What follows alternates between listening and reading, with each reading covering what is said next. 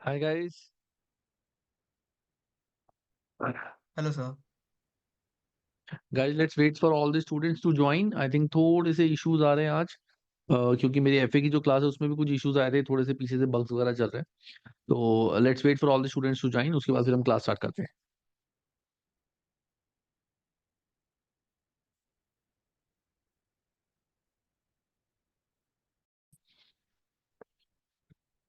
Yes guys.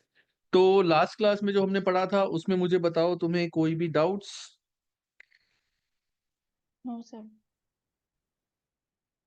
ठीक है, चलो आज ज्यादा टाइम नहीं लगेगा, आज थोड़ी क्लास छोटी हो जाएगी, आज इस चैप्टर को हम कंप्लीट कर लेंगे। This is the 7th chapter and let's start this chapter का सेकंड पार्ट गाइस। तो गाइस सेकंड पार्ट में हमारे कुछ छोटे छोटे फॉर्मूलेज हैं जो हमें लर्न करने हैं। वो फॉर्मूलेज क्या क्या हैं हमारे? एक सेकंड गाइस, छोटा सा मुझे एक सेकंड दो।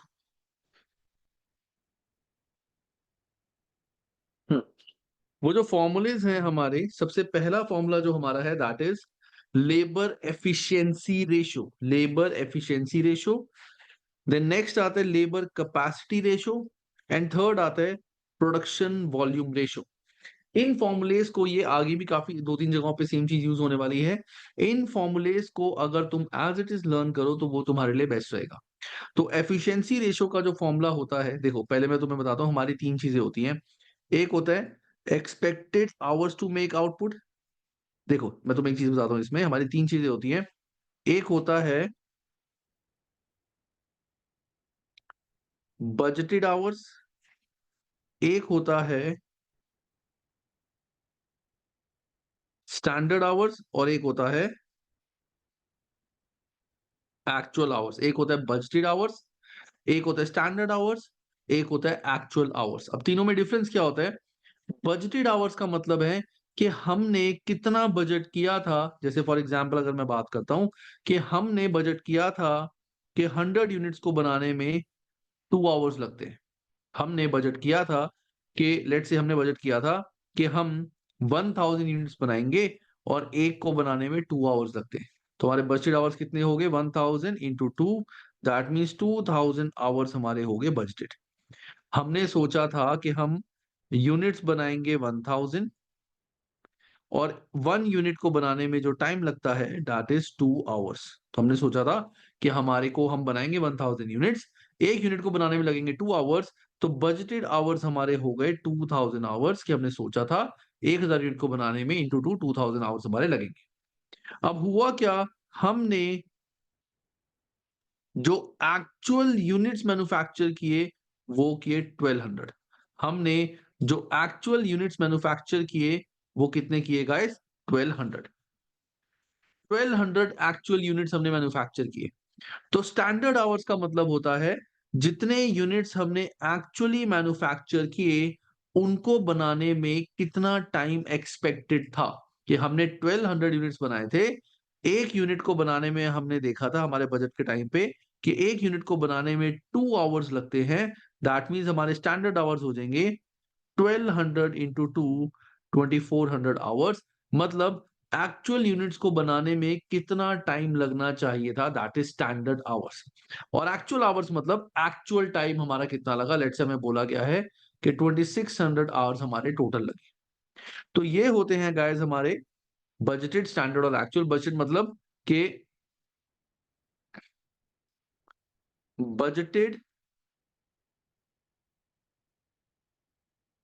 बजटेड यूनिट्स के अकॉर्डिंग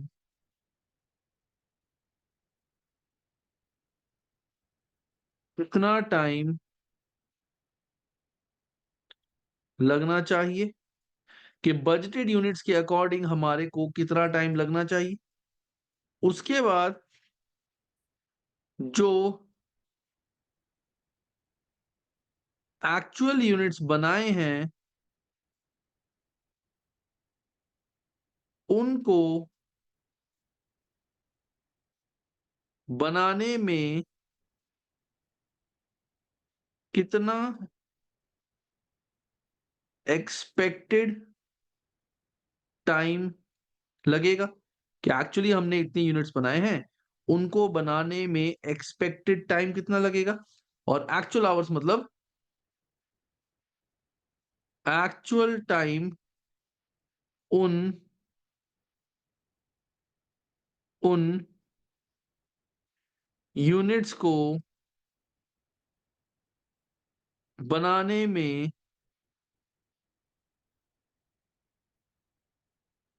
कितना लगा।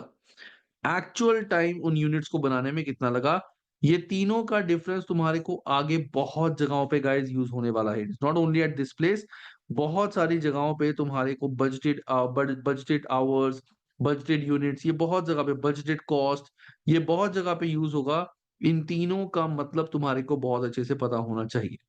स्टैंड बजटेड आवर्स मतलब कि जितने हमने यूनिट्स बनाने थे, हमने जो बजट के अकॉर्डिंग सोचा था जब बजट कर रहे थे कि अगले साल हम कितने यूनिट्स बनाएंगे, उनको बनाने में, एक को बनाने में 2 आवर्स लगने थे, तो टोटल आवर्स हमारे इतने लगने चाहिए थे। हमने पूरा साल जब काम किया तो देखा कि एक्चुअली हमने 1200 यूनिट्स बनाए। तो अगर 1200 यूनिट्स हमने बनाए तो बजट के अकॉर्डिंग इनको बनाने में कितना टाइम लगना चाहिए था, expected time that is 2400 hours, और एक्चुअल आवर्स हमारे कितने लगे। ये तीन चीजें हमारी तुम्हें याद करनी है, बजटेड, स्टैंडर्ड और एक्चुअल। ठीक है, इस चीज को तुम स्टैंडर्ड फॉर एक्चुअल आउटपुट भी बोल सकते हो। You can call it standard for actual output, कि एक्चुअल आउटपुट को बनाने में स्टैंडर्ड आवर्स कितने लगने चाहिए। एक बार ये देखो, इसमें कोई डाउट किसी को है तो पूछो, नहीं है तो इसको फटाफट से समझो। देन हमें 3 फॉर्मुलेस करते हैं, फॉर्मुले करने के बाद इसके क्वेश्चंस करेंगे। सर एक क्वेश्चन है। क्या सफा? सर एक्चुअल आवर्स मतलब एक्चुअल टाइम कितना लगा इनटू एक्चुअल यूनिट्स कितने बने। हाँ, एक्चुअल आवर्स ना नॉर्मली हमारे को ऐसे गिवन नहीं होगा कि एक यूनिट को बनाने में कितना एक्चुअल टाइम लगा। हमें ये बताया जाएगा कि 1200 यूनिट्स को बनाने में टोटल 2600 आवर्स लगे। ओके उसमें पर यूनिट नहीं निकाला जाएगा, ना हमें निकालने की जरूरत है। Okay understood sir.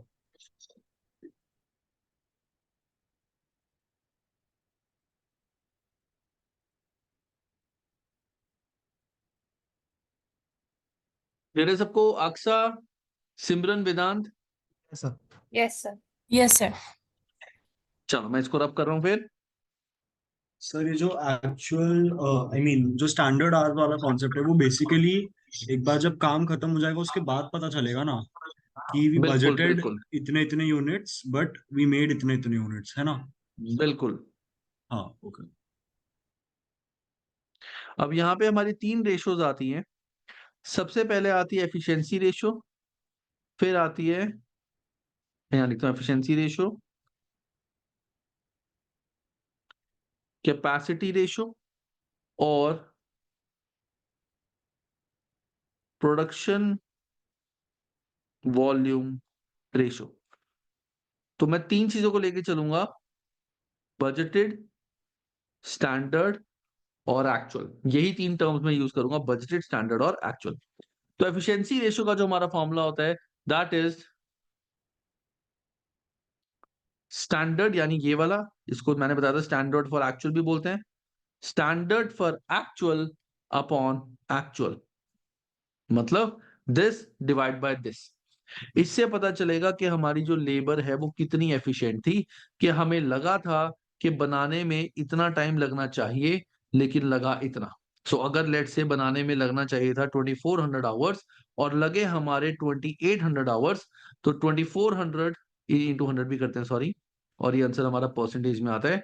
तो 2400 divide by 2800 into 100, that means 85, sorry, 2400 divided by 2800 percentage, that means 85.71 के इतने परसेंटेज हमारी जो लेबर थी वो एफिशिएंट थी।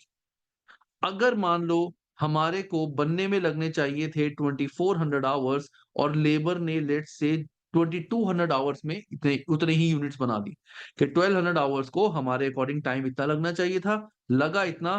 तो 2400 divide by 2200 percentage, that means 109% कि हमारी लेबर 100% से ज्यादा एफिशिएंट रही है, एक्स्ट्रा एफिशिएंट रही है।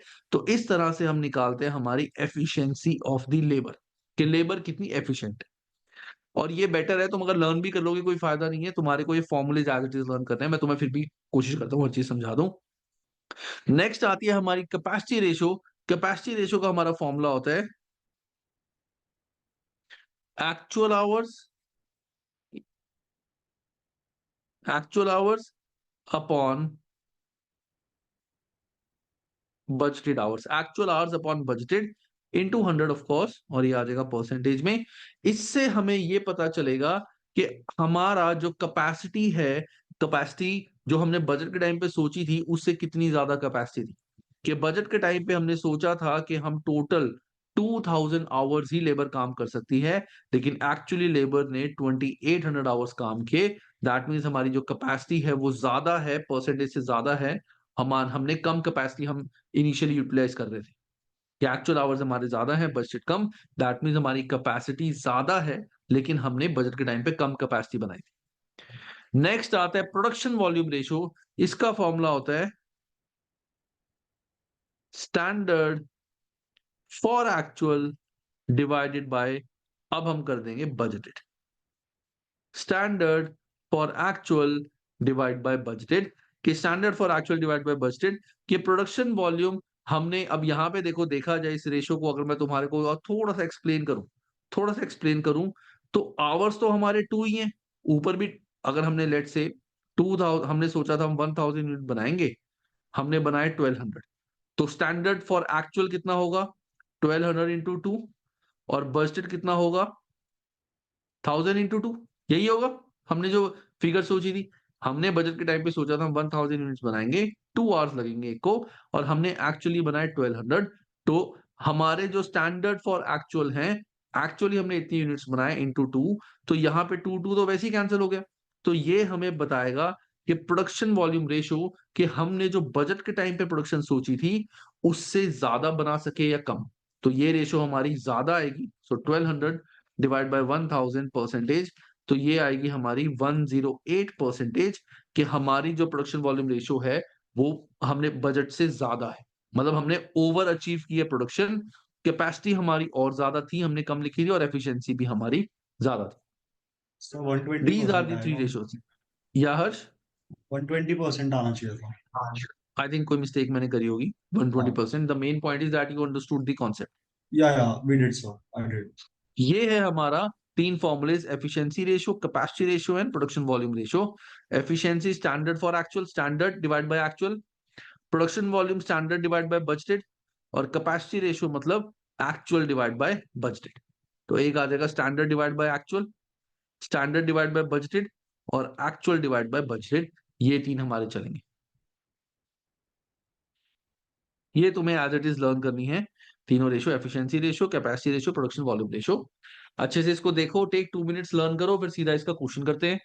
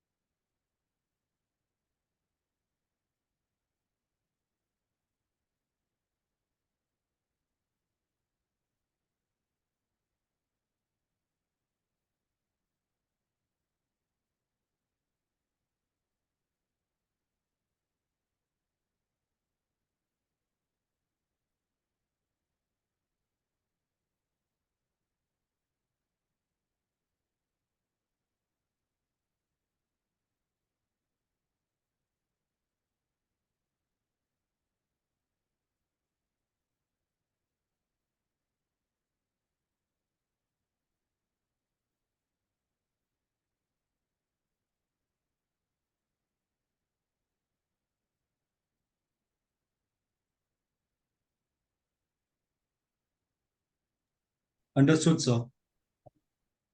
या Harsh? Understood, we can move ahead. अच्छा, ठीक है गाइस, आगे बढ़े. Yes, sir. Yes, sir. चलो, दैट्स गुड. चलो, इलस्ट्रेशन नंबर 2. इसमें एक रेशियो तो इन्होंने निकाल दिया. फटाफट से मुझे रेशियोज निकाल के बताओ, what should be the answer.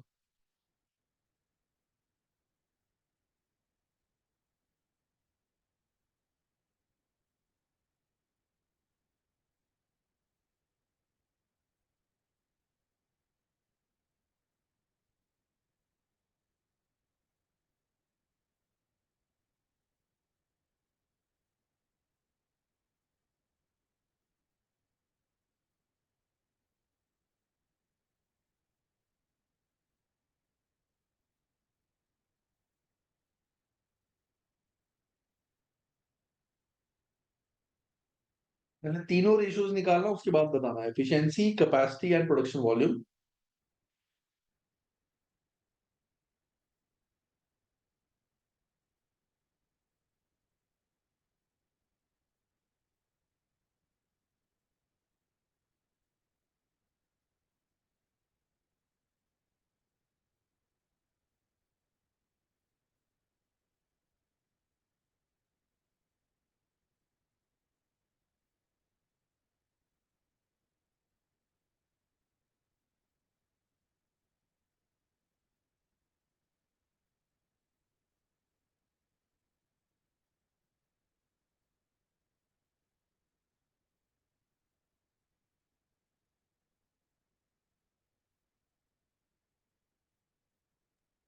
So 90, 120 and 108%.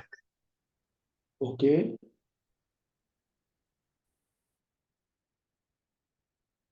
बाकी स्टूडेंट्स भी निकालो guys.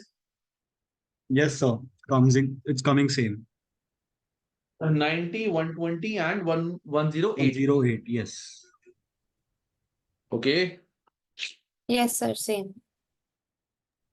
The same one. Okay, 90, 120, 108. 90, 120, 108 बिल्कुल सही guys.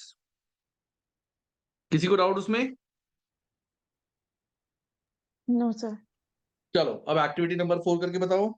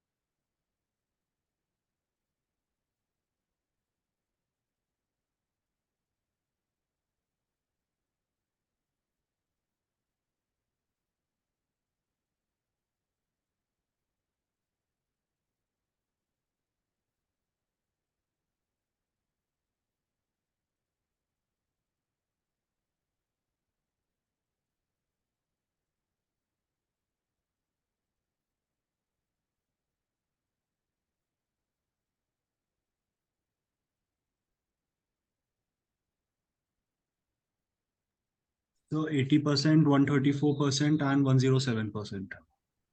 Yes, sir. And this is sir without point decimal. में भी आ रहा है थोड़ा सा आगे, तो वो डिफर हो गया तो चलता ना. हाँ, this is हाँ, without decimals. थोड़ा बहुत कोई दिक्कत नहीं है. सो तो हमें एफिशिएंसी राउंड अप करना पड़ेगा ना डेसिमल के हिसाब से. नहीं, इसमें लिखा हुआ है ratios to 1 decimal place. 1 decimal place तक तुम अपना आंसर दे सकते हो. ओके, तो So 134. 134.6 कैपेसिटी रेशियो आ रहा है. हाँ, and 134. 107.7 0.7 production प्रोडक्शन volume है. वॉल्यूम. Yes. ओके, बाकी के स्टूडेंट्स, आक्सा, सफा, सिमरन. Yes, sir. मेरा भी सेम आ रहा है. Okay, Yes, sir. Same. अच्छा. The last, yes, sir, it's become the same one. Same. The last ratio is not coming the same one. Okay, last ratio is not coming the same. Production volume ratio. So production volume ratio का हमारा formula होता है standard upon budgeted hours, standard upon budgeted hours. तो मैंने बताया था यहाँ पे इसमें company plan to make 13,000 units of output during a budgeted period of 26,000 hours. Each unit should take 2 hours. During the period, company made 14,000 units, which took 35,000 hours. तो मैंने बताया था यहाँ पे स्टैंडर्ड होगा 14,000 इंटू 2 के 14,000 जो एक्चुअल यूनिट्स बनाए हैं इंटू 2, एक यूनिट को बनाने में स्टैंडर्ड 2 आवर्स थे, upon budgeted that means 13 into 2, तो 2 कैंसल, तो 14 divide by 13 percentage, it is 107.692 और 107.7। इसमें what doubt you faced? Yes, sir, it's become solved. Thank you. Okay, so ये गाइस एक्टिविटी नंबर 4 हमारी लेबर रेशियोज। चलो, अब next हमारा छोटा सा टॉपिक आता है जिसका नाम है लेबर टर्नओवर। अब लेबर टर्नओवर का मतलब क्या होता है गाइस, ये बहुत ध्यान से सुनना। लेबर टर्नओवर का मतलब कंपनी में लेट से 100 इंप्लॉइज थे, कंपनी में 100 इंप्लॉइज थे, उसमें से हुआ क्या, उसमें से 30 जॉब छोड़ के चले गए या कंपनी ने निकाल दिया, वॉट एवर द रीजन, 30 लोगों ने जॉब छोड़ दी और कंपनी ने 25 न्यू इंप्लॉइज को हायर किया। कंपनी ने 25 न्यू इंप्लॉइज को हायर किया, तो जो हम बोलेंगे कि कंपनी की जो लेबर टर्नओवर है दैट इज 25। मतलब कंपनी के 100 में से 25 लेबर रिप्लेस हुई हैं, जो छोड़ के गई है वो नहीं, रिप्लेस कितनी हुई है दैट इज 25। 5 तो चली गई, 5 तो रिप्लेस ही नहीं हुई, तो जितनी लेबर हमारी रिप्लेस होती है दैट इज कॉल्ड टर्नओवर। और लेबर टर्नओवर रेट का हमारा फॉर्मूला होता है replacements divided by average number of employees into 100। Replacement divide by average number of employees into 100। अब एवरेज नंबर ऑफ एम्प्लॉय का फॉर्मूला क्या होता है? Average is opening employees plus closing divide by 2। Opening employee जितने थे company के plus closing divide by 2, वो आ जाएगा हमारा एवरेज एम्प्लॉइज। और गाइस गिव मी 1 सेकंड, वो आ जाएगा हमारा एवरेज एम्प्लॉइज। और रिप्लेसमेंट मतलब जितने स्टूडेंट्स ने, उस स्टूडेंट के सॉरी जितने एम्प्लॉइज ने छोड़ के उसकी जगह नए एम्प्लॉइज आए थे, जितने रिप्लेस हुए थे, ये हमारा फॉर्मूला होता है लेबर टर्नओवर रेट या लेबर टर्नओवर रेशियो। सो एम्प्लॉइज रिप्लेसमेंट मतलब employees who left and replaced upon average number of employees into 100। इससे पता चलेगा कि कंपनी की लेबर टर्नओवर रेशियो कितनी है। और एक चीज तुम सबको बता दो, एक टिप, कि लेबर टर्नओवर रेशियो, अरे एक सेकंड, ये ना थोड़ा सा हो जाती है गड़बड़।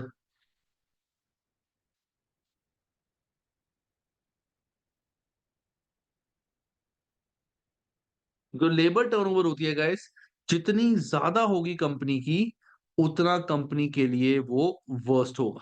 मतलब अगर लेबर टर्नओवर किसी कंपनी की ज्यादा है तो इसका मतलब ये है कि बहुत सारे लोग उस कंपनी को छोड़ के जाते हैं और कंपनी बहुत ज्यादा रिप्लेसमेंट्स करती है। जो तुम जब जॉब्स पे जाओगे यू विल फाइंड 2 सेक्टर्स, एक होता है इंडस्ट्री, एक होता है तुम्हारा कंसल्टिंग। ये तुम्हें पता होना चाहिए, मैं साथ साथ बताना चाहता हूँ, एक होता है इंडस्ट्री, एक होता है कंसल्टिंग।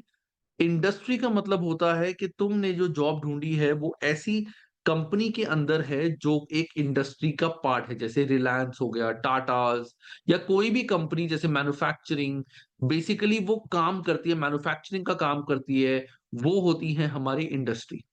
कंसल्टिंग का मतलब होता है कि ये सर्विसेज प्रोवाइड करते हैं, they provide services to other manufacturing companies, जैसे EY, KPMG, PwC, Deloitte, McKinsey, CA firms किसी को सर्विसेज देती है आगे, तो वो होती है तुम्हारी कंसल्टिंग। नॉर्मली जो कंसल्टिंग होती है उनमें टर्नओवर बहुत ज्यादा हाई होती है, इंडस्ट्री में टर्नओवर इतनी ज्यादा हाई नहीं होती। जो ये बिग फोर्स हैं हमारे, बिग फोर्स कौन कौन से हैं? EY, PwC, KPMG and Deloitte. ये बिग फोर्स की लेबर टर्नओवर्स बहुत ज्यादा हाई है, मतलब इनके बहुत सारे एम्प्लॉयज कंपनी छोड़ के जाते हैं, बहुत सारी रिप्लेसमेंट्स होती हैं, तभी इनके अंदर तुम देखोगे ना जॉब पोजीशंस हमेशा रहती हैं। और ये भी चला के ये क्या करते हैं, आजकल क्या हो गया इनका हिसाब, कि ये एक बंदे को रखेंगे, 2 से 3 साल रखेंगे, अगर वो बंदे में एक्स्ट्रॉर्डनरी बात है कि वो सीनियर बन सकता है, सब कुछ कर सकता है, कंपनी को बहुत रेवेन्यू लाके देगा, बिल्कुल सारे मैनेजर्स का चमचा बना हुआ है, या बहुत एक्स्ट्रॉर्डनरी काम कर रहा है, बहुत स्किल्ड है, बहुत दिमाग वाला है, इसकी वैल्यू बहुत ज्यादा है कंपनी में, तो कंपनी उसको खुद प्रमोट करेगी कि तुम हमारी कंपनी में जॉब करो, छोड़ के मत जाओ। अदरवाइज क्या होगा, वो कोई भी पर्सन ने 3 साल 4 साल काम कर लिया, वो तुम्हें बोलेंगे, अगर तुम बोलोगे कि मैं जॉब छोड़ के जाना चाहता हूँ, मेरे सैलरी बढ़ाओ, वो कहेंगे ठीक है चला जा। एक बार बोलेंगे ठीक है चला जा, तुम चले जाओगे जॉब छोड़ के, उसकी जगह वो क्या करेंगे, ठीक है तुम्हारे को जो पैसे देने थे उससे कम पैसों में एक नया बंदा हायर कर लेंगे। वो कहेंगे 2-3 महीने तो लगते हैं सिखाने में, 2-3 महीने सिखा के फिर 3 साल इससे काम कराएंगे। तभी बिग फोर्स में लेबर टर्नओवर बहुत ज्यादा हाई रहती है। तो लेबर टर्नओवर निकालने का जो फॉर्मूला होता है वो होता है ये, कितने लोग कंपनी को छोड़ के गए और उनकी जगह रिप्लेस हो गए, छोड़ के गए नहीं, छोड़ के गए और उसकी जगह रिप्लेस हो गए, divide by average number of employees. So labour turnover measures the number of employees leaving being recruited in a period of time expressed as a percentage of total labor force। जैसे for example इसके एक illustration देखते हैं। Revolving Doors has a staff of 2000 at the beginning of 2011 या 2021, तुम कुछ भी बोल सकते हो, कि इतने एम्प्लॉयज उसके स्टार्टिंग में थे। Owing to a series of redundancy caused by recession, 1000 at the year end, मतलब 2000 उसके पास स्टार्टिंग में थे और एंड में उसके पास 1000 एम्प्लॉयज रह गए। वॉलेंटरी रिडंडेंसी वॉज 1500, 1500 लोगों ने जॉब छोड़ दी थी। 500 more than the company has anticipated, and these excess redundancies were immediately replaced by new joiners। कि कंपनी में टोटल 2000 एम्प्लॉइज थे स्टार्टिंग में, और कंपनी ने कहा था कि हमें एंड में रखने 1000, तो कंपनी ने सोचा था हम 1000 को निकाल देंगे, निकल गए 1500। तो कंपनी ने कहा कि हमने तो सोचा था हम 1000 निकालेंगे, निकल गए 1500, तो 500 हमारी एक्सपेक्टेशन से ज्यादा निकल गए, तो फटाफट से कंपनी ने उनको रिप्लेस कर दिया। सो दैट मीन्स अगर मैं यहाँ पे रेशो निकालूंगा हमारी, तो रिप्लेसमेंट हमारी कितनी है 500, जो जॉब छोड़ के जाते हैं वो नहीं, कितने लोग छोड़ के गए जिनको रिप्लेस किया, तो 500 divided by average 2000 plus plus 1000, 2000 plus 1000 divide by 2 average into 100, so that means 500 divided by 1500 percentage, it is 33.33%। Up to 1 decimal place answer दे रहे हैं, तो 33.3% is the labour turnover ratio of the company. Clear है guys सबको?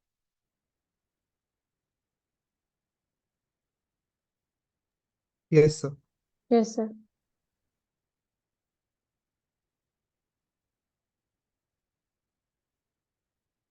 चलो अब एक काम करते हैं, अब हम एक क्वेश्चन करते हैं।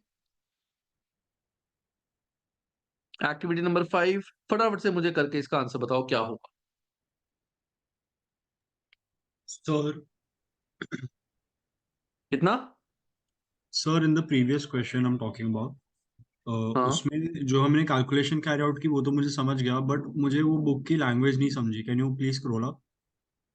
देखो उसमें क्या लिखा हुआ है, revolving doors has a staff of 2000 at the beginning, owing to a series of redundancies caused by the recession, 1000 at the year end। के इनिशियली उसके पास 2000 थे और ईयर एंड में उसके पास 1000 एम्प्लॉइज बचे थे। हाँ, तो ओपनिंग मतलब क्लोजिंग उसने मिल सोचा गया। था कि वन है, opening and closing staff count मिल गया हमें।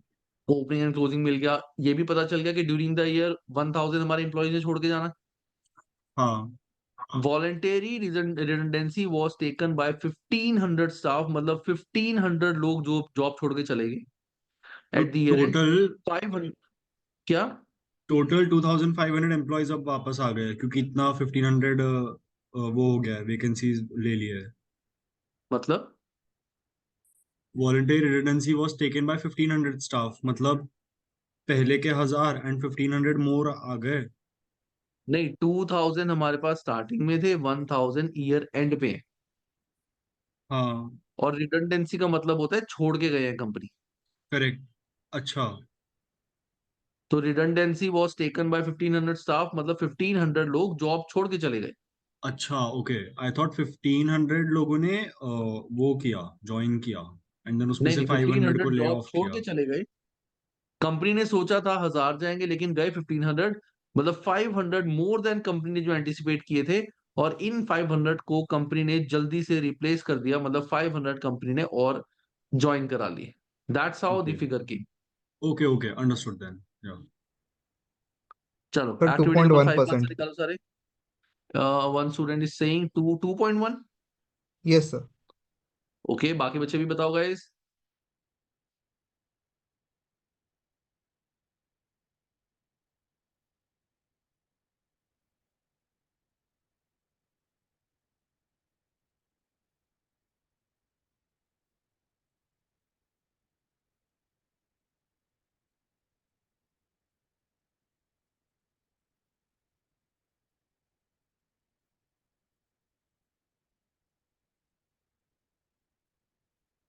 Guys everyone has to give the answer, तभी मुझे समझ आएगा कि सबको क्लियर है ये।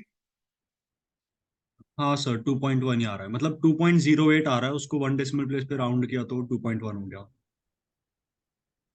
ठीक है, और बताओ गाइस बाकी। यस सर, सफा, Yes, sir. 0.08 आ रहा है तो राउंड पे था। अप टू 1 डेसिबल है, 2.08 आ रहा है, तो ये 5 से ज्यादा है, सो 2.1।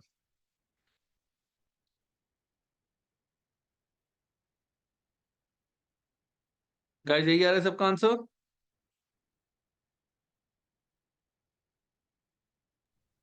Yes, sir. चलो, अब नेक्स्ट आता है रीजंस फॉर लेबर टर्नओवर, के लेबर के छोड़ के जाने के रीजंस क्या क्या होते हैं। एक होते हैं, there are two type of causes. One is controllable cause, मतलब वो कॉज जिनको कंपनी कंट्रोल कर सकती है कि लेबर छोड़ के ना जाए। जैसे कि मैंने तुम्हें बताया था कि लेबर छोड़ के अगर जाती है, that is a very negative thing for the company. तो कौन कौन से ऐसे कॉज होते हैं कंट्रोलेबल, जो कंपनी कंट्रोल कर सकती है कि लेबर छोड़ के ना जाए। That is demotivated staff. अगर स्टाफ डीमोटिवेटेड है, तो कंपनी कैसे भी करके उनको मोटिवेट कर सकती है, उनको पैकेज थोड़ा सा उनका बढ़ा दे, ठीक है, या उनको और गुडीज देनी शुरू कर दे, एक अच्छा एनवायरनमेंट दे ऑफिस में। वर्क नॉट इंटरेस्टिंग और चैलेंजिंग, एम्प्लॉय को जो काम मिल रहा है वो वर्क इंटरेस्टिंग नहीं है, उनको मजा नहीं आ रहा करने में। चैलेंजिंग मतलब उनको लग रहा है कि यार भाई जैसे भाई एक ही चीज बार बार करे जा रहे हैं, कुछ नया कुछ डिफरेंट मिल ही नहीं रहा। That is work not interesting और challenging. Staff not appropriately rewarded, मतलब जो स्टाफ है उनको प्रॉपर रिवॉर्ड्स नहीं मिल रहे, in the sense salaries bonuses नहीं मिल रहे। And that is the main reason why big four से लोग छोड़ के जाते हैं, कि उनको सैलरीज मिलती है, लेकिन उनको देखते हैं कि यार हमें प्रमोशंस वगैरह बहुत ज्यादा नहीं मिल रही, और अगर हम दूसरी कंपनी में स्विच करें बिग फोर में, वहां ज्यादा पैसे मिल रहे हैं। मैं तुम्हें इसका एग्जांपल देता हूँ। देयर वाज अ पर्सन, जब मैं ईवाई में था, मैंने अपने सामने देखा हुआ है। वो पर्सन पहले ईवाई में था, उसने ईवाई छोड़ा और वो चला गया केपीएमजी में, एक पोजीशन हायर। केपीएमजी में एक पोजीशन हायर, उसने वहां पे 6 महीने काम किया। फिर वहां से वो चला गया डिलॉयट में, अगेन इससे एक पोजीशन हायर, क्योंकि बिग फोर में ये चीज चलती है। फिर डिलॉयट से वो दोबारा ईवाई में आया 1 साल बाद, एट 2 पोजीशंस हायर। मतलब यहां से देखा जाए, जब वो छोड़ के गया था, नॉर्मली यहां तक आने में 3 से 4 साल लग जाते हैं, वो बंदे को पूरा 1.5 साल लगा। उसने पहले 6 महीने केपीएमजी में काम किया पोजीशन हायर करके, फिर वो छोड़ के, बंदा अच्छा था, दिमाग वाला था, डेल में इंटरव्यू दिया, सिलेक्ट हो गया। उसने बोला कि मेरे को तो पोजीशन हायर चाहिए, तो डेल वालों ने कहा ठीक है आपको दे देंगे। दोबारा से वो ईवाई में आया एट 2 पोजीशन हायर, कि ईवाई में जब उसने दोबारा इंटरव्यू दिया, सबने देखा कि देखो भाई तुम्हें देना है तो दो, मैं तो वहां पे ऑलरेडी इस पोजीशन पे हूँ, तुम देखो, और उन्होंने उसको 2 पोजीशन पे हायर किया।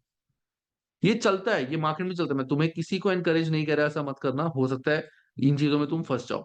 कोशिश करना जिस इन कंपनी में तुम हो उसी में दिल लगा के एटलीस्ट 3 से 4 साल तो रेगुलर काम करो, ताकि तुम सारी चीजों को सीख सको, बहुत सारी चीजें सीखने को मिलेंगी। उसके बाद अगर तुम्हें लगे स्विच करने का तो सोचना। और कभी भी जब कंपनी स्विच करनी हो तो डायरेक्टली सीधा छोड़ मत देना और बाद में इंटरव्यू दो। पहले इंटरव्यूज देते रहो, देखो कहाँ कहाँ जॉब सिलेक्शन हो रहा है, उसके बाद ही अपनी कंपनी छोड़ना। कभी भी ऐसा मत करना कि मैं छोड़ रहा हूँ उसके बाद देखूंगा दूसरी कंपनी ज्वाइन करने का, वो बहुत गड़बड़ हो जाएगी। चलो एनीवेज, तो वर्क नॉट इंटरेस्टेड। और लास्ट है staff leave to work for a competitor, same वही चीज जो मैंने बताया कि कॉम्पिटिटर अच्छा पैकेज दे रहे। नेक्स्ट आता है हमारे वो रीजंस जिसमें कंपनी का कोई कंट्रोल नहीं है, कि कंपनी नहीं ठीक कर सकती, जिसने जाना है उसने जाना है। Company recruit staff as trainees, therefore once qualified they have more options open to them. जैसे तुम्हारा एग्जांपल, तुम एसीसीए अभी पीईआर करोगे, तो पीईआर मतलब तुम अभी किसी एसीसीए के अंडर या किसी भी फॉर्म में ट्रेनिंग करोगे। जब तुम ट्रेनिंग करोगे ऑफ कोर्स तुम्हें पैसे कम मिलेंगे। अब जब तुम एसीसीए बन जाओगे तो तुम्हारे पास ऑप्शन होगा कि तुम या तो इसी कंपनी में टिके रहो, ये तुम्हारा थोड़ा बहुत पैकेज बढ़ा देंगे, या कोई दूसरी कंपनी अच्छा पैकेज दे। तो अगर कोई दूसरी कंपनी तुम्हें अच्छा पैकेज दे रही है तो ये नहीं रोक सकते तुम्हें, ना इन पे तुम्हारा कोई कंट्रोल है। कि ट्रेनिंग, एक बार उसकी ट्रेनिंग हो गई, then they can not stop this person कि नहीं तो हमारी कंपनी में रुक जा। हो सकता है इस बंदे का टारगेट ही है कि मेरे को पीईआर करने के बाद इंडिया से बाहर जाना है, तो इसने जो कंपनी छोड़ी है उसका रीजन ये है कि इसको इंडिया से बाहर जाना है। दे can not stop him in any way. हाँ, थोड़ा बहुत उनको बोल दो कि यहीं रह ले, हम तेको डबल ट्रिपल पैकेज दे देंगे, that doesn't really matter. Next, retirement. अगर किसी पर्सन की रिटायरमेंट एज हो गई है, अब उसको ये थोड़ी बोलेंगे कि यार तू 3-4 साल और जवान हो जाओ और काम कर ले, नहीं। रिटायरमेंट, इलनेस, अगर कोई बीमार हो गया है, and last staff moving away, कि स्टाफ वही इंडिया छोड़ के जा रहा है, स्टाफ एरिया छोड़ के जा रहा है। कि तुम जैसे दिल्ली में हो, किसी रीजन की वजह से you are moving it to Chennai या मुंबई, तो company can not stop you. Those are uncontrollable causes of labour turnover. तो तुम्हें पता होना चाहिए ये, क्योंकि एग्जाम में रीजंस पूछे जाते हैं, या ये भी पूछा जाएगा कि which one of these is uncontrollable cause, ऐसा तुमसे पूछा जा सकता है। That is reasons for labour turnover. Next, ये पढ़ लेना गाइस बाद में भी। हाँ, ये सर। सर ये जो एसीसीए पीईआर होता है ये मैंडेटरी होता है सी आर्टिकलशिप जैसा? मैंडेटरी होता है बिल्कुल, इसके बिना तुम्हारे को एसीसीए मेंबरशिप नहीं मिलेगी। तुम अगर सारे 13 पेपर्स क्लियर कर लेते हो तो you will be called as ACCA affiliate. You will be called अच्छा। As ACCA affiliate. जैसे ही तुम अपनी पीईआर और एथिक्स और प्रोफेशनल स्किल मॉड्यूल कंप्लीट करोगे, then only you will be considered as ACCA member. Okay, तो ये वैसे ही लोग प्रोफेशनल लेवल के पहले करते होंगे या साथ में करते होंगे हाँ, साइमल्टेनियसली? साथ में करते हैं। मतलब अगर ये है, तुम ये सोचो कि मैं एसीसी अफिलिएट करके जॉब ढूंढूंगा, तो you can not write ACCA before your name. तुम एसीसी अभी नहीं लिख सकते क्योंकि अभी तुम अफिलिएट हो, you are not the member. Only a member can write ACCA before their name. Okay okay, understood sir. But sir ऐसे रिस्ट्रिक्शन तो नहीं है ना पीआर में कि इतनी कंपनीज ही तुम वर्क कर सकते हो? क्योंकि नहीं मैं नहीं पहले नहीं, से वो 3 तुम कंपनीज चेंज हो गई है तो इसलिए आई एम नॉट श्योर। नहीं नहीं नहीं नहीं, ऐसा कोई रिस्ट्रिक्शन नहीं है। You can work hmm. In any company. The only thing is कि तुम्हारा बैकग्राउंड जो है वो फाइनेंस का होना चाहिए बस। ओके। चलो, अब उसके बाद हमारा नेक्स्ट आता है topic, that is cost of labour turnover. So cost of labour turnover, एक होती है हमारी रिप्लेसमेंट कॉस्ट, कि जब कोई एम्प्लॉय छोड़ के जाता है उसकी जगह हमें कोई दूसरा हायर करना है, उसकी कॉस्टिंग। दूसरा आता है प्रिवेंटेटिव कॉस्ट, के एम्प्लॉय छोड़ के ना जाए उसके खर्चे। रिप्लेसमेंट कॉस्ट हमारी हो सकती है cost of selection, placement, interviews वगैरह लेंगे, उनके पैसे लगेंगे। इनएफिशिएंसी ऑफ न्यू लेबर, नई लेबर जब कंपनी में आएगी वो स्टार्टिंग में इतनी एफिशिएंट नहीं होगी, गलतियां करेंगी, मिस्टेक्स करेंगी, तो वो मिस्टेक से तुम्हारा लॉस होगा, that is also a replacement cost. तुम एम्प्लॉय को ट्रेनिंग दोगे, वो भी रिप्लेसमेंट कॉस्ट है। और टाइमिंग प्रॉब्लम्स, इंप्लॉयज की थोड़ी सी टाइमिंग प्रॉब्लम्स भी होंगी, दोज आर रिप्लेसमेंट कॉस्ट जो कंपनी को बियर करनी पड़ती है व्हेन दे रिप्लेस इंप्लॉयज। अगर वो इंप्लॉयज को बोलते हैं कि आप हमारी कंपनी में ही रहो, उनको मोटिवेट करते हैं, तो प्रिवेंटेटिव कॉस्ट क्या क्या हो सकती है? Cost to maintain good relationship, जैसे थोड़ा बहुत प्रमोशन वगैरह हो गया कंपनी में, कहते हैं ना कि employee best employee of the year का अवार्ड दे दिया, ऐसे ऑफिस में गुडीज वगैरह दे दिए, ऑफिस में अच्छा इन्वायरमेंट बना दिया, ठीक है ना। Cost of welfare, example sport facilities, canteen, social events, company ये सारी चीजें अरेंज कर रही है ताकि लेबर खुश रहे।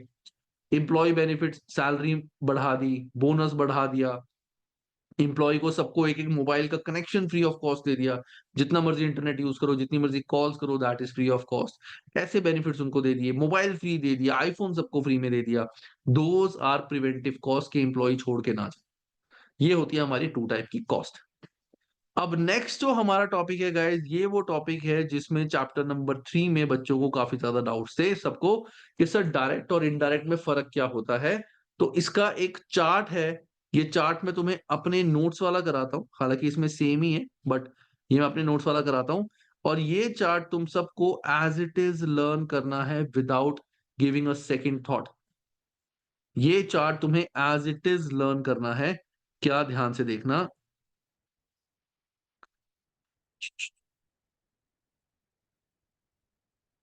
ये रहा। तो ये है गाइस हमारा चार्ट कि कौन सा एक्सपेंस हमारा होगा डायरेक्ट, कौन सा लेबर को जो पैसे मिलते हैं उसमें से कौन सा होगा डायरेक्ट, कौन सा इनडायरेक्ट, वो हम कैसे निकाल सकते हैं, we will calculate through this chart. तो पहली बात तो there are two type of labour, one are direct, one are indirect. एक होते डायरेक्ट लेबर, एक होते इनडायरेक्ट लेबर। डायरेक्ट लेबर मतलब जो डायरेक्टली प्रोडक्शन में काम कर रहे हैं। इनडायरेक्ट लेबर मतलब जैसे कोई सफाई वाला हो गया या सुपरवाइजर हो गया, जो डायरेक्टली प्रोडक्शन में काम नहीं कर रहा। अब इनको मिलता क्या क्या है, एक तो होती है इनकी नॉर्मल पे।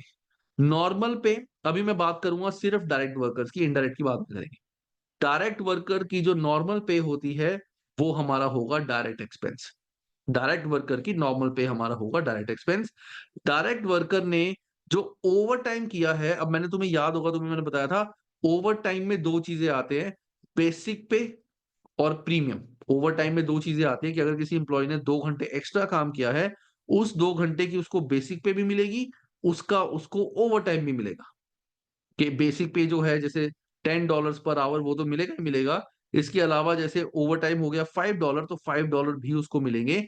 सो जो ओवर टाइम में बेसिक पे है किस काम का, जो प्रोडक्शन के लिए काम हुआ है, जो काम जो बेसिकली यूनिट्स बनाने में जो टाइम लगा है, ओवर टाइम जो बेसिक पे होगा वो होगा डायरेक्ट।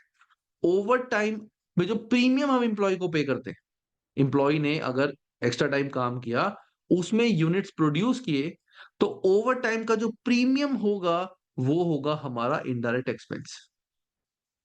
उसके बाद अगर ओवर टाइम किसी इंप्लॉय ने काम किया ऑन नॉन प्रोडक्शन थिंग, मतलब ऑफिस में वो ओवर टाइम है, प्रोडक्शन में नहीं काम किया, जैसे सफाई में काम कर लिया, इंप्लॉय को बोला कि वैसे ही कुछ लोग आ रहे हैं तो थोड़ा सा ना तुम वैसे ही थोड़ा मशीनों के पास खड़े हो जाना, वैसे ही कुछ कर लेना, मतलब नॉन प्रोडक्टिव काम उन्होंने किया है, उसके लिए ओवर टाइम चाहे बेसिक पे हो चाहे प्रीमियम, दोनों हमारे हो जाएंगे इनडायरेक्ट एक्सपेंस। मतलब those will not be considered as a direct expense, those will be in direct cost. और उसके बाद अगर स्पेसिफिक ओवर टाइम काम किया गया कि इंप्लॉय को हमने स्पेसिफिकली बोला है कि एक नया ऑर्डर आया है, इस ऑर्डर में इतने यूनिट्स बनाने, तो इस यूनिट के लिए तुम्हारे को आना है, इस काम को करने के लिए तुम्हें स्पेसिफिकली आना है, चाहे तुम्हारे को 3 दिन लग जाए, ऑफिस में सोना ये काम करना है, तो स्पेसिफिक ऑर्डर के लिए जो भी ओवर टाइम लगा, उसका बेसिक पे या प्रीमियम, दोनों हमारा हो जाएगा डायरेक्ट एक्सपेंस। तो लॉजिक क्या है, डायरेक्ट वर्कर्स की नॉर्मल पे जो होती है वो होगी डायरेक्ट, ओवर टाइम जो प्रोडक्शन वाला है उसमें बेसिक पे होगा डायरेक्ट, प्रीमियम होगा इनडायरेक्ट। और अगर कोई भी नॉन प्रोडक्टिव काम हुआ है वो तो सारा सारा इनडायरेक्ट हो जाएगा। लेकिन अगर स्पेसिफिक और काम के लिए बुलाया गया है, तो चाहे ओवर टाइम बेसिक पे हो चाहे प्रीमियम, वो हो जाएगा हमारा डायरेक्ट एक्सपेंस। ये होता है डायरेक्ट वर्कर्स की cost bifurcation in between direct and indirect. Next आता है इनडायरेक्ट लेबर। अब अगर इनडायरेक्ट लेबर है मतलब वो प्रोडक्शन में वैसे ही काम नहीं कर रही, डायरेक्ट प्रोडक्शन कर ही नहीं रही है वो, तो उनका नॉर्मल, ओवर टाइम, सब कुछ उनका इनडायरेक्ट होगा, सब कुछ उनका इनडायरेक्ट होगा,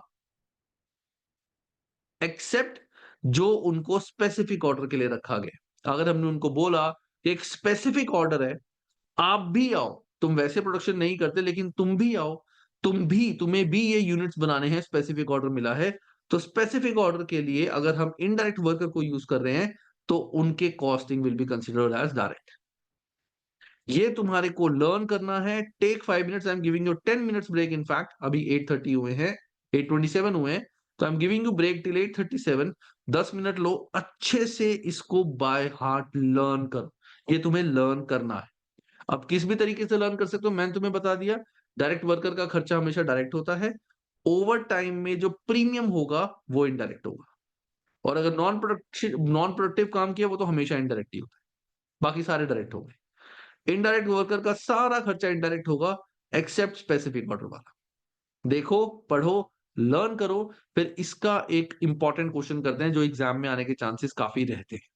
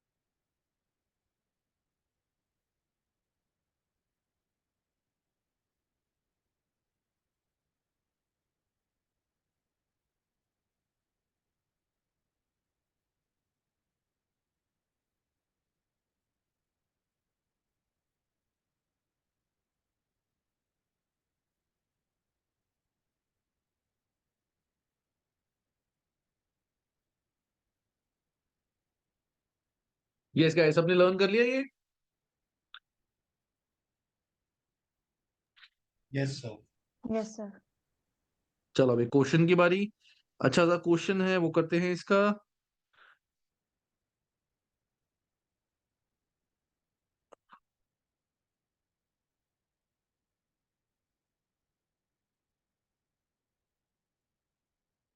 ये लो।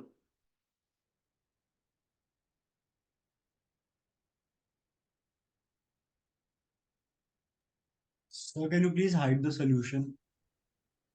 नहीं नहीं, मैं सॉल्यूशन नहीं दिखा रहा, मैं तुम्हारे को सीधा क्वेश्चन ही दे रहा हूँ, ये वाला। अच्छा, एक्टिविटी, ओके। एक्टिविटी करो।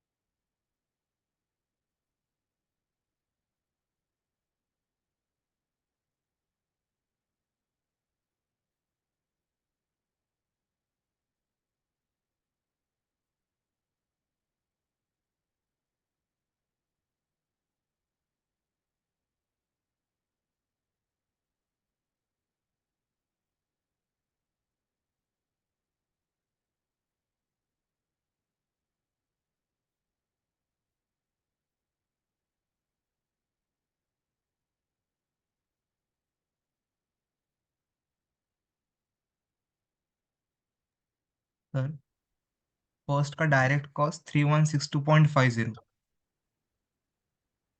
डायरेक्ट कॉस्ट तुम्हारी आ रही है वेदांत 3162.50, ओके। And indirect cost? एक सेकंड सर। इतनी जल्दी तो मैं भी नहीं सॉल्व कर सकता।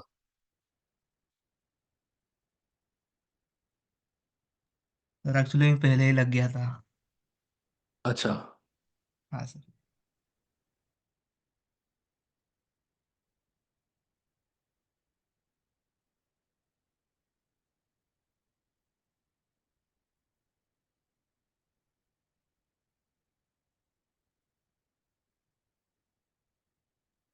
1312.50। 1312.50, ठीक है। बाकी let's wait for other students to give the answer.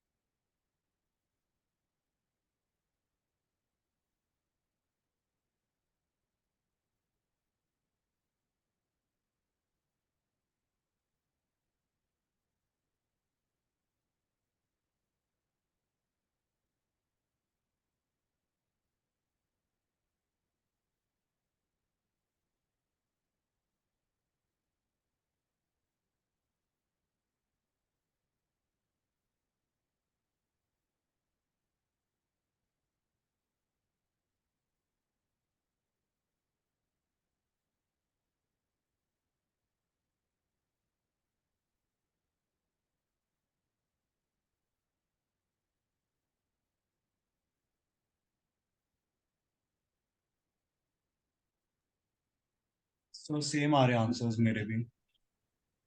Okay.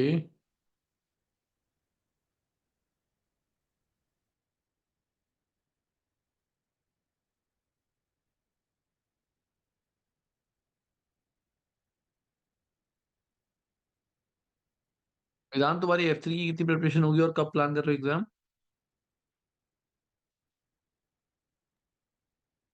Did you say something? या आई एम आस्किंग कि तुमने F3 का एग्जाम कब देना है? सर इसी वीक में मुझे देना है एक्चुअली F3 का एग्जाम। सो मैं मतलब उनको कॉल करूंगा कल, मॉडरेटर को। I'll ask him out. ठीक, okay. So I was planning for either Friday or Saturday something. तुम पहले एग्जाम बुक करा लो, जैसी बुक हो जाए गिव मी अ कॉल। ठीक है सर, आपको कॉल कर दूंगा। ठीक है वेदांत। सिमरन, सफा, हादसा, Same answer, sir. पक्का? Yes, sir. Sir, can you okay explain? Okay, मैं क्वेश्चन कराता हूँ। देखो इसमें क्या लिखा हुआ है, वैसे आंसर इज दिस, जिन्होंने निकाला है बिल्कुल सही आंसर निकाला है। Busy bees employees two type of labour, एक है इनकी skilled labour which are considered direct, और semi skilled labour which are considered indirect. Semi skilled workers are paid $10 पर आवर, ये स्किल्ड वालों का लेबर रेट है, एंड सेमी स्किल्ड वालों का है 7.5 पर hour. All employees work a standard of 35 hours week, के नॉर्मली जो वर्किंग आवर्स है वो है 35 आवर्स वीक के, इतने काम एक हफ्ते में करना होता है। देर आर 7 स्किल्ड लेबर, 7 हमारे स्किल्ड वर्कर्स हैं और 4 हमारे सेमी स्किल्ड वर्कर्स हैं। ठीक है। The skilled workers have work for 50 hours of overtime. Skilled workers ने 35 जो स्टैंडर्ड आवर्स है वो तो काम करा है, 50 आवर्स उन्होंने ओवर टाइम करा है उस हफ्ते में, जिसमें 20 आवर्स उन्होंने लगाया है किसी स्पेसिफिक ऑर्डर पे और 30 आवर्स उन्होंने लगाया है किसी जनरल प्रोडक्शन पे। तो यहाँ पे सबसे पहले हम जो स्टैंडर्ड लेबर है उसके, सॉरी स्टैंडर्ड कह रहा हूँ, जो स्किल्ड वर्कर्स है पहले उनकी सैलरी निकालते हैं। तो स्किल्ड वर्कर्स की अगर मैं बात करूं, स्किल्ड वालों की, तो इनका जो नॉर्मल है दैट इज $35 पर आवर। वो 35 वीक उन्होंने कहा, 35 आवर्स एक वीक का काम है, और इतने आवर्स काम किए, $10 उनका है per hour, and there are 7 labours, so 35 into 10 into 7, that means 2450। ये तो है हमारा स्किल्ड वालों का नॉर्मल। उसके बाद इन्होंने ओवर टाइम काम किया है, ओवर टाइम करें 50 आवर्स, जिसमें से 20 आवर्स है स्पेसिफिक ऑर्डर पे और 30 आवर्स है जनरल प्रोडक्शन में। और यहां पे लिखा हुआ है over time is paid a time and a half, मतलब ओवर टाइम के लिए इनको 10 तो मिलेंगे मिलेंगे, 5 इनको एक्स्ट्रा मिलेंगे over time premium. This is over time में नॉर्मल पे, बेसिक पे, और ये है ओवर टाइम में उनको प्रीमियम मिलेगा। सो ओवर टाइम इनका, अगर मैं बात करता हूं प्रोडक्शन से रिगार्डिंग, ध्यान से सुनना, ओवर टाइम प्रोडक्शन से रिगार्डिंग कितना होगा, 20 आवर जिन्होंने स्पेसिफिक ऑर्डर पे काम किया है, तो ये तो हो गए स्पेसिफिक। तो स्पेसिफिक ओवर टाइम, तो स्पेसिफिक ओवर टाइम इन्होंने करे हैं 20 आवर्स, सो 20 इंटू हमारी 7 लेबर है, इंटू, अब सोचो स्पेसिफिक ऑर्डर पे मैंने बताया था चाहे इसका ओवर टाइम में बेस रेट हो चाहे ओवर टाइम में प्रीमियम हो, सारा का सारा हमारा डायरेक्ट एक्सपेंस होगा। तो स्पेसिफिक ओवर टाइम को मैं पूरा पूरा 15 से मल्टीप्लाई कर देता हूं, तो 20 इंटू 7 इंटू 15, इट इज 2100। नहीं, एक सेकेंड,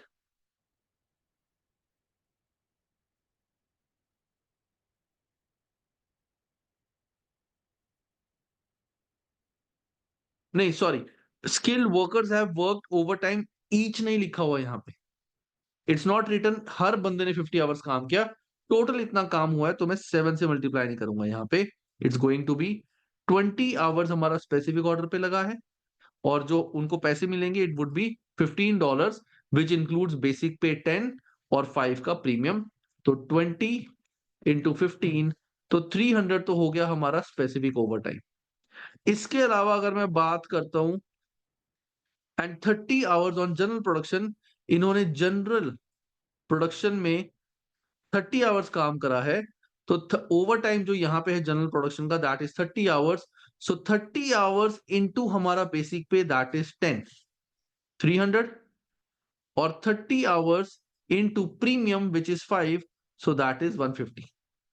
तो जो ओवर टाइम जनरल प्रोडक्शन के लिए करा है उसमें बेसिक है 10, प्रीमियम है 5। तो हमने क्या पढ़ा था, अगर मैं अभी स्किल्ड लेबर की बात करूं, स्किल्ड लेबर में जो नॉर्मल उनका है वो हमारा डायरेक्ट होगा।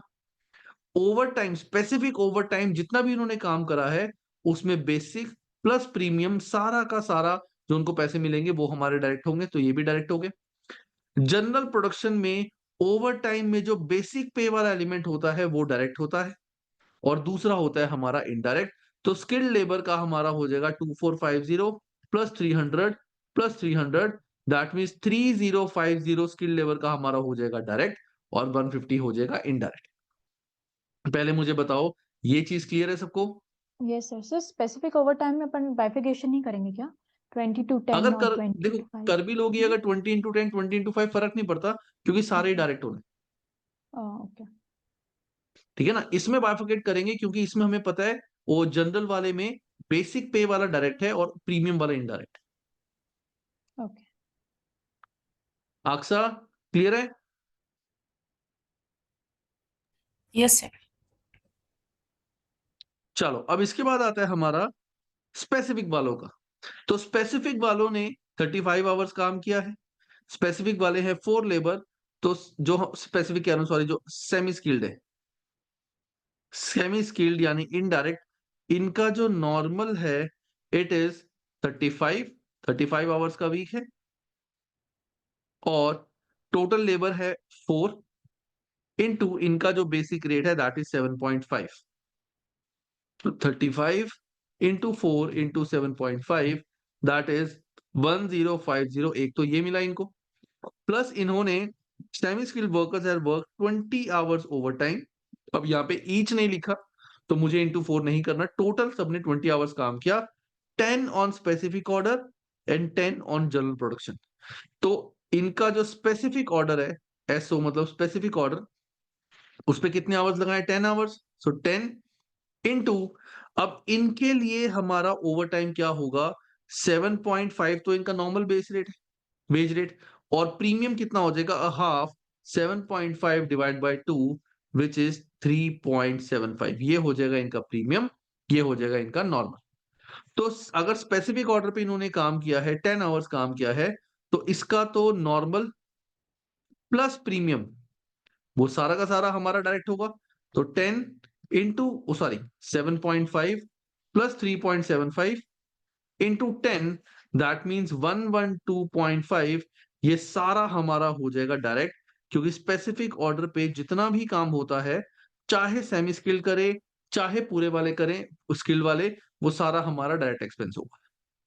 इसके अलावा इन्होंने 10 आवर्स करे हैं जनरल प्रोडक्शन में। अब इन्होंने जनरल प्रोडक्शन में करे हैं 10 hours, so again 10 into 7.5 plus 3.75, ये भी हमारा आंसर आएगा 112.5। तो यहां पे जो हमारा इनडायरेक्ट होगा, एक तो 150 इनडायरेक्ट होगा, जो हमारे सेमी स्किल्ड है दैट मींस अनस्किल्ड जो आएंगे इनडायरेक्ट वाले, इनका नॉर्मल इनडायरेक्ट में जाता है, और जो भी ये जनरल काम करते हैं वो भी इनडायरेक्ट होगा। इनका सिर्फ और सिर्फ स्पेसिफिक ओवर टाइम वाला डायरेक्ट होता है। तो यहां पे हमारा डायरेक्ट कितना आया? 2450 प्लस 300 प्लस 300 प्लस 112.5, तो 3162.5 हो गया डायरेक्ट। इनडायरेक्ट हो गया 150 प्लस 1050 प्लस 112.5, दैट इज 1312.5। ये हो गया हमारा इनडायरेक्ट। तो पहले तो मैंने बाइफर्केशन निकाल दी, सारी कैलकुलेशन कर ली, normal, specific over time, general over time, normal, specific over time, general over time. उसके बाद मैंने देखा कौन सा डायरेक्ट होगा कौन सा इनडायरेक्ट। अच्छे से देखो इसको, कोई भी डाउट किसी को है तो प्लीज प्लीज मुझसे पूछो।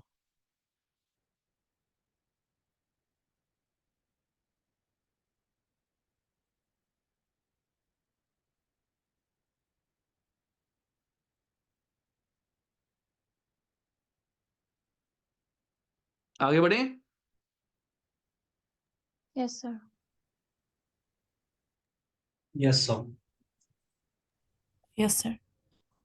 चलो, सो नेक्स्ट आता है हमारा अकाउंटिंग फॉर लेबर। ये कुछ नहीं है, ये तुम्हारे को मैं वैसे ही बताता हूँ अकाउंट बना के, ये वैसे इन्होंने बनाया हुआ है, चलो मैं क्यों मेहनत करी, इन्होंने कराई हुआ है। तो जैसे हमारा मटेरियल अकाउंट होता है वैसे ही वेज कंट्रोल। वेज कंट्रोल में हम सबसे पहले यहाँ पे लिखेंगे बैंक। बैंक मतलब कितने एक्चुअल वेजेस हमने दी, कितने एक्चुअल पैसे हमने दिए। उसके बाद जितना भी हमारा डायरेक्ट लेबर होगा वो चला जाएगा WIP में, कि जितने भी डायरेक्ट एक्सपेंसेस होंगे, कि टोटल पैसे हमने लेबर को इतने दिए, डायरेक्ट वाले इतने थे, जितने भी इनडायरेक्ट हमारे हैं वो प्रोडक्शन ओवरहेड में चले जाएंगे, और बैलेंसिंग फिगर आ जाएगा हमारा statement of profit and loss में। ये बेसिकली होता है कि हमने जैसे उनको कुछ ऐसे पैसे दिए जो किसी काम के रिलेटेड ही नहीं, वैसे ही उनको दे दिए पैसे, तो वो चला जाएगा हमारा statement of profit and loss में। काफी रेयर है ये चीज आती है। तो मेन तुम्हारा है टोटल हमने पैसे लेबर को इतने दिए, जितने प्रोडक्शन में लगे डायरेक्ट एक्सपेंसेस मतलब वो आ जाएंगे WIP में, जो इनडायरेक्ट एक्सपेंसेस जो हमने बाइफिकेशन अभी पढ़ी है सारी, डायरेक्ट का टोटल इनडायरेक्ट, वो चला जाएगा प्रोडक्शन ओवरहेड्स में। जर्नल एंट्री क्या होगी? डायरेक्ट एक्सपेंसेस की जर्नल एंट्री क्या होती है? Debit WIP, credit wages control account. Indirect labour की एंट्री क्या होगी? Debit production overheads, credit wages control account. और जो वेजेस पे की जाती हैं बैंक के through, that is debit wage control account, credit bank. ऐसे ही हम एंट्री करेंगे anti clockwise, this account debit to this, credit this, then this account debit, credit this, and then this account debit, credit this. तो कोई तुमसे पूछे, अगर entry तुमसे पूछी जाती है कि बताओ लेबर जो भी हमारी इनडायरेक्ट लेबर है उसकी जर्नल एंट्री क्या होगी, it will B production overhead debit, credit wages control account. ये अकाउंट देखो, समझो, क्लियर है तो मुझे बताओ। सर मतलब बेसिकली जो भी ओवर टाइम का डायरेक्ट एंड इनडायरेक्ट एक्सपेंस है वो इस साइड जाएगा, क्रेडिट साइड जाएगा, है ना? नहीं, सारे एक्सपेंसेस यहीं जाएंगे। ये तो हमने वेजेस जो कैश में दिए वो है। ओके। अभी जो तुमने पढ़ा है ना डायरेक्ट इनडायरेक्ट बाइफर्केशन, वो यही है कि अभी तुमने क्या पढ़ा है, अभी तुमने ये चीज पढ़ी है, यू हैव स्टडीड दिस, कि डायरेक्ट कॉस्ट कितनी आएगी, इनडायरेक्ट कॉस्ट कितनी आएगी, तुमने ये चीज पढ़ी है अभी। दिस इज हाँ। Direct cost, this is indirect जो तुमने अभी पढ़ी है। अब तुम पढ़ रहे हो कि इनकी जर्नल एंट्री क्या होगी, कि जो तुमने डायरेक्ट कॉस्ट टोटल निकाली थी ऊपर, which was I think 316 something, 3162.5, उसकी जर्नल एंट्री क्या होगी? It will be debit WIP, credit wage control account 3162.5, 3162.5, ये होगी उसकी एंट्री। एंड सर जो ठीक है। डेबिट साइड में है एक्चुअल वेजेस, हाँ, वो उस एग्जांपल में बताओ ना कौन से वेजेस है? वो है जो तुमने टोटल वेजेस दिए। सो 3162.5 तो तुम्हारे थे डायरेक्ट, और 1312.5 ये थे तुम्हारे इनडायरेक्ट। तो टोटल तुम्हारे कितने हो गए? 3162.5 ओके। Plus 1312.5, which is 4475। तुमने लेबर को इतने पैसे दिए होंगे, तो तुम अकाउंट में दिखाओगे लेबर को इतने पैसे दिए 4475, जिसमें से WIP दैट मीन्स डायरेक्ट हो गए 3162.5, और तुम्हारा प्रोडक्शन ओवरहेड यानी इनडायरेक्ट जो हो गए दैट इज 1312.5। ऐसे दिखाओ। Okay, understood sir. सर एक सब क्वेश्चन है सर। या सफा। डायरेक्ट जो डायरेक्ट लेबर है ना, WIP वर्क इन हाँ प्रोग्रेस, वो डायरेक्ट कॉस्ट के लिए खाली direct cost for direct labour है? हाँ हाँ, डायरेक्ट कॉस्ट ऑफ लेबर, क्योंकि मटेरियल तो हम ऑलरेडी देख चुके हैं। लेबर की जो टोटल डायरेक्ट कॉस्ट हमने अभी ऊपर निकाली थी, जिस जो हमने दिखा बाइफिकेशन करी थी, कितना डायरेक्ट होगा कितना इनडायरेक्ट, तो जो डायरेक्ट कॉस्ट निकली है वो हमारी WIP के आगे। Sir direct cost for indirect labour उसके अंदर नहीं आएगी, राइट? मतलब सर क्योंकि बाइफिकेशन में तो डायरेक्ट वर्कर्स और इनडायरेक्ट वर्कर्स है, डायरेक्ट वर्कर्स के अंदर इनडायरेक्ट नहीं कॉस्ट नहीं, भी है। That doesn't matter, that doesn't matter. देखो, ओके। पहली बात तो इनडायरेक्ट लेबर की ध्यान से सुनना, इनडायरेक्ट लेबर की सारी कॉस्ट हमारी इनडायरेक्ट होती है, एक्सेप्ट जो स्पेशल ऑर्डर पे काम या किए। स्पेशल ऑर्डर का मतलब क्या होता है कि स्पेशल ऑर्डर के टाइम पे वो हमारे डायरेक्ट लेबर बढ़ जाते हैं, कि वो भी प्रोडक्शन में काम करते ओके। हैं। इनडायरेक्ट वालों की कभी भी डायरेक्ट लेबर नहीं होती। अगर उनको स्पेसिफिक ऑर्डर के लिए बुलाया गया तो they are indirectly converted into direct labour, तभी सिर्फ ओके। स्पेसिफिक ऑर्डर वाली सारा हमारा डायरेक्ट कॉस्ट बन जाती है। सो ये direct cost included direct labour में इंक्लूड होगी, राइट? WIP में ही हाँ, होगी। डायरेक्ट लेबर जो ये कॉस्ट है डायरेक्ट कॉस्ट, हाँ। इट विल इंक्लूड हमारे डायरेक्ट ये वाली जो जो जो ओके। डायरेक्ट लेबर की डायरेक्ट कॉस्ट है, और इनडायरेक्ट लेबर ने जो स्पेसिफिक ऑर्डर पे काम किया है वो भी इसमें इंक्लूड होगी। हाँ मैं ही पूछ रही थी। हमने ऑलरेडी निकाला है ना, ये क्या निकाला है इसमें हमने, तुम्हें याद होगा इनडायरेक्ट लेबर की जो स्पेशल ऑर्डर पे काम किया था वो इसमें इंक्लूड करा हुआ है ना हमने, हाँ बस वही यहाँ पे आ जाएगी फिगर। ओके। तो हमने फिगर्स पिछले पार्ट में निकाली है, अब सिर्फ उसकी बायफिकेशन देख रहे हैं, एंट्रीज देख रहे हैं। ओके। क्लियर है गाइस सबको? सिमरन, अक्सा, वेदांत? Yes, sir. Yes sir. Yes, sir. चलो, अब हमारा जो चैप्टर है ये खत्म हो चुका है। इन्होंने एक अकाउंट बनाने को बोला, ये तुम होमवर्क में कर लेना कि डायरेक्ट लेबर है। अब जैसे हमारे को बताया हुआ है कि डायरेक्ट वर्कर है, इनका ओवर टाइम ये डायरेक्ट होगा, ओवर टाइम का base wage direct, premium indirect, shift allowance, sick pay, idle time, ये सारा आइडल टाइम हमारा जो सारा है वो वेस्ट होता है। आइडल टाइम जितना होगा वो हमारा प्रॉफिट एंड लॉस में जाएगा, क्योंकि वो तो किसी भी तरह से प्रोडक्शन में लगा ही नहीं। आइडल टाइम मतलब कि ये पैसे जो इनको दिए हैं ये तो प्रोडक्शन में लगे ही नहीं, किसी काम में नहीं लगे। तो ये तुम इसको देख लेना। और आई थिंक इनका हमारा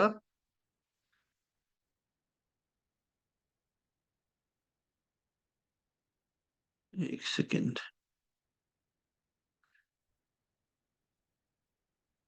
अच्छा वो सारा इनडायरेक्ट नहीं है, वो सारा प्रोडक्शन में गया, ठीक है,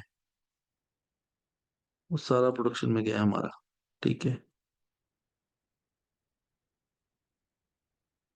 एक मिनट रुको, मैं देखूं इसमें क्या है।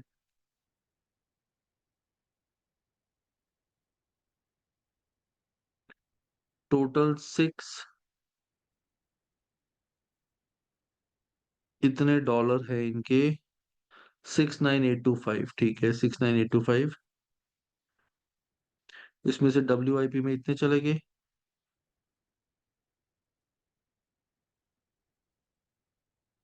देन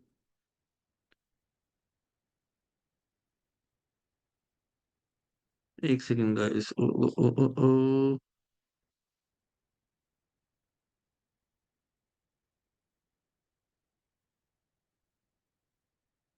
22, ये ठीक है, ये हो गया, ये हो गया,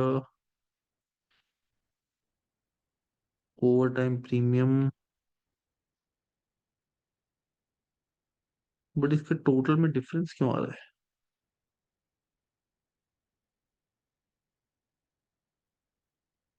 अच्छा, नेट पे हमने इनको इतनी दी है, ओके।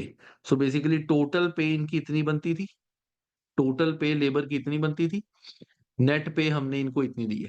तो जब मैं अकाउंट बनाऊंगा तो नेट पे हमने लेबर को दी है 69825, इतनी पे हमने इनको एक्चुअली में दी है। इसके अकॉर्डिंग मैं बायफिकेशन कर दूंगा, तो बायफिकेशन अगर मैं देखूं इसके अकॉर्डिंग मेरी क्या क्या बायफिकेशन होगी, एक क्वेश्चन मैं तुम्हारे को कराता हूँ, ताकि तुम्हारे के ना जो छोटे मोटे डाउट्स है ना वो सारे तुम्हारे यहाँ से क्लियर हो जाए।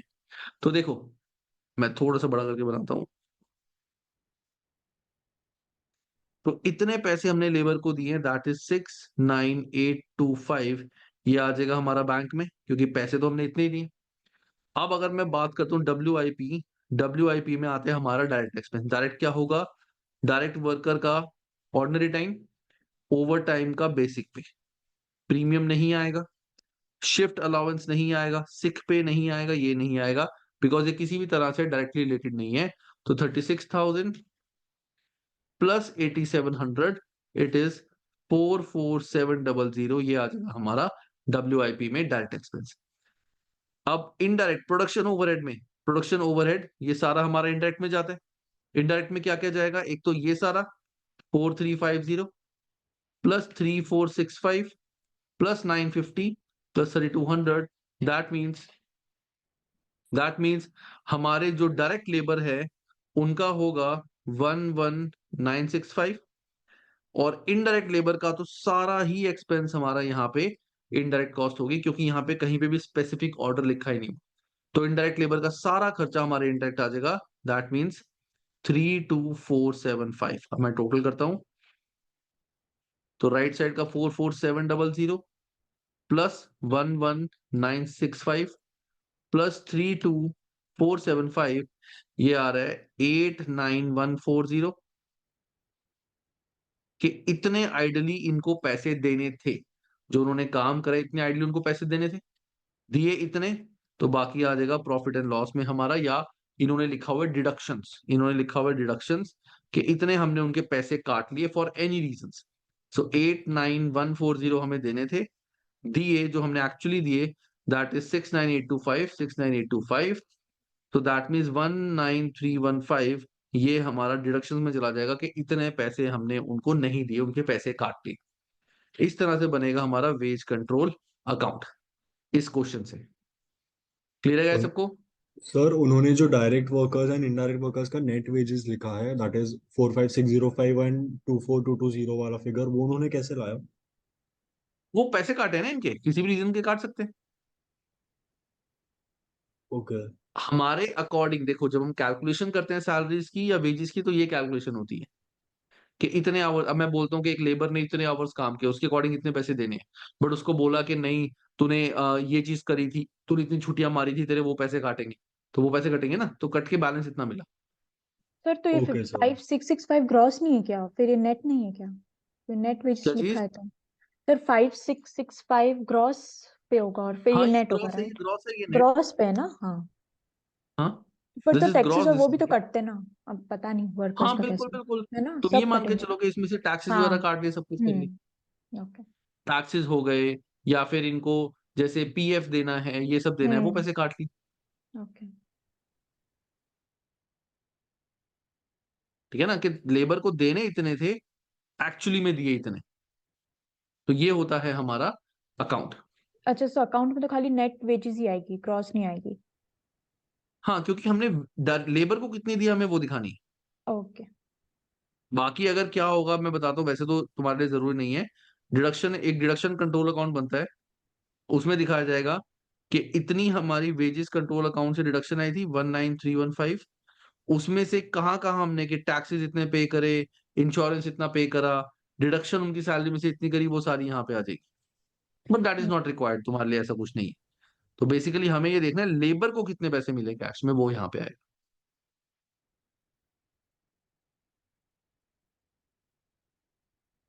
देखो गाइस, क्लियर है सबको?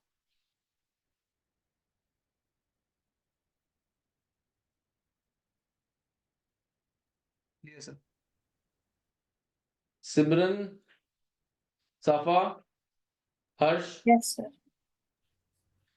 Yes, sir. Yes sir Yes, it's sir. Clear. ठीक है गाइस, इसी के साथ तुम्हारा जो लेबर चैप्टर है वो खत्म होता है। लेबर चैप्टर तुम्हारा खत्म हो गया। ठीक है, इसके अब एग्जाम के क्वेश्चंस कर लेना, जिन स्टूडेंट्स ने मटेरियल की नहीं करे वो भी कर लेना। नेक्स्ट क्लास जो होगी हमारी परसों, परसों हम करेंगे हमारा ओवरहेड्स। ये जो चैप्टर है accounting for overhead, this is a very very good chapter. ठीक है, इसमें काफी सारे डिफरेंट टाइप ऑफ फॉर्मुलेज भी आएंगे, और थोड़ा सा ये बड़ा चैप्टर है। ठीक है, बड़ा चैप्टर है, कुछ चीजें तुम्हें पता चलेंगी यहाँ पे डिफरेंट डिफरेंट सी। बहुत सारे फॉर्मेट हैं, it's a biggest chapter kind of तुम्हारा कॉस्टिंग का। इसके आगे वाले जो चैप्टर होंगे वो तुम्हारे काफी इजी हो जाएंगे, वो थोड़े से थ्योरीज में आएंगे, वो बहुत बड़े नहीं है। ये चैप्टर तुम्हारा सबसे प्राइम, सबसे बड़ा चैप्टर है कॉस्टिंग का। उसके बाद थ्योरी वगैरह होगी, फिर आगे एक चैप्टर आएगा वो थोड़ा सा इंपॉर्टेंट है, मतलब थ्योरी वाले आगे ज्यादा है। एक मेन आएगा तुम्हारा, दैट इज फिर वेरिएंसेस, उसमें से तुम्हारे को 15 मार्क्स से आने के चांसेस होते हैं, बट वो काफी आगे। तो नेक्स्ट चैप्टर होगा हमारा अकाउंटिंग फॉर ओवरहेड। कोशिश करना इससे पहले मटेरियल और लेबर के एग्जाम के क्वेश्चंस प्लीज सारे कर लो, ताकि कॉन्सेप्चुअल क्लैरिटी तुम्हें अच्छे से हो जाए, ताकि ये चैप्टर बहुत तुम अच्छे से कर पाओ। क्लियर है गाइस? Yes sir. चलो गाइस, मिलते हैं परसों। आज की क्लास में किसी स्टूडेंट को कोई doubt, anything anyone want to ask?